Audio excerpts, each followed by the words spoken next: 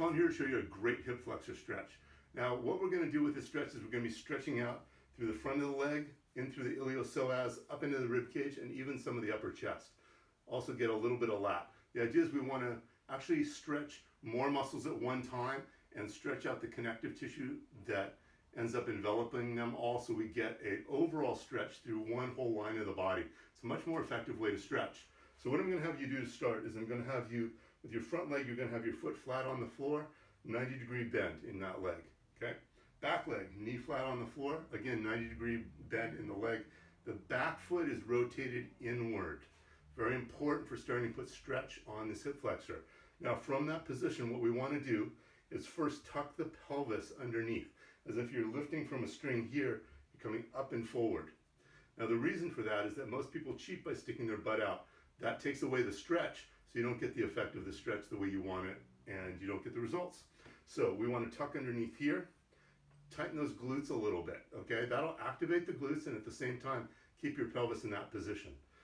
From this position, I want to have my shoulders straight ahead, my head straight ahead, and what I'm going to do now is I'm going to elongate my spine as if there's a string attached to the top of my head. I'm going to lift upward. Nice and long, keep the pelvis tucked underneath. The pelvis is going to be the first way that you're going to want to cheat. Your body will collapse if you let that pelvis rock the other direction, okay? So from this position, what I want you to do now is just slowly ease a little more weight onto that front leg. You're going to kind of rock forward, bring your whole body forward. So you put a little weight on that. And you should start to feel a good stretch to the front of the leg and hip flexor at this point. So now we're going to add a couple of things. First thing we're going to add is lifting this arm, the same side arm as the leg we're stretching, same side arm with a palm away from you. You're going to lift it up and overhead in front of you, okay? Directly in front of your shoulder, all the way up. So now you'll start to feel a stretch through the rib cage also with this. Now, what we want to add at this point is we want to add what we call a contract, relax, or muscle energy technique. So what we're going to do in this position where you're already feeling a stretch, you're going to push this knee that's on the floor as if you're trying to bring it up and forward, just like you are with your pelvis here, right? With that tuck underneath of the pelvis. Same thing with the knee, you're going to bring it up and forward, but of course you can't move it, so it's what we call an isometric stretch. And in doing so, it's going to contract the muscle. We're going to hold that for about 5 seconds, just a gentle contraction. It's not a hard movement.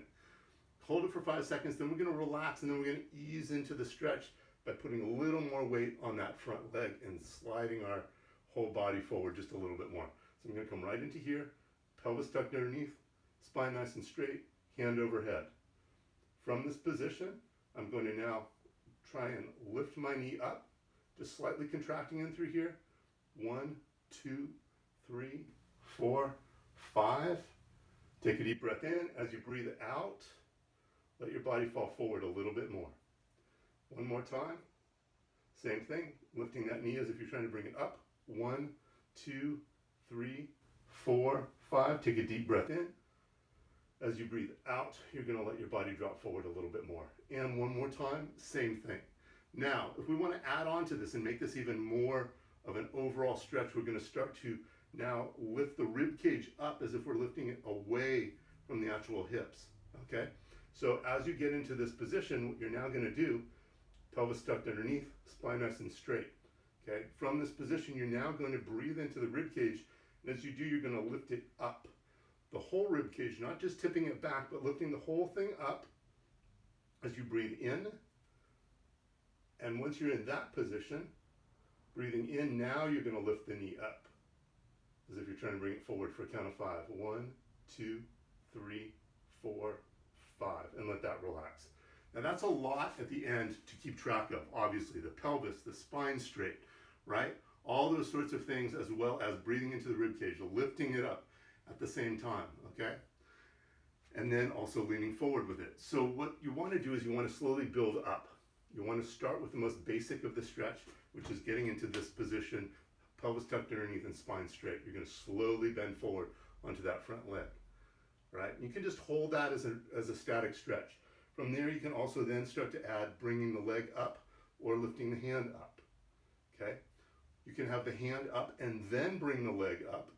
Now we're going to add an extra stretch in there. Then when we start to add the breathing into it and lifting the rib cage up, like I said before, we lift the rib cage up and away from the hips, so we get more of a stretch there. One more thing you can add is, as you come up here and you breathe into the rib cage, also reach toward the ceiling with this hand that's up above your head. So that's a lot of different cues.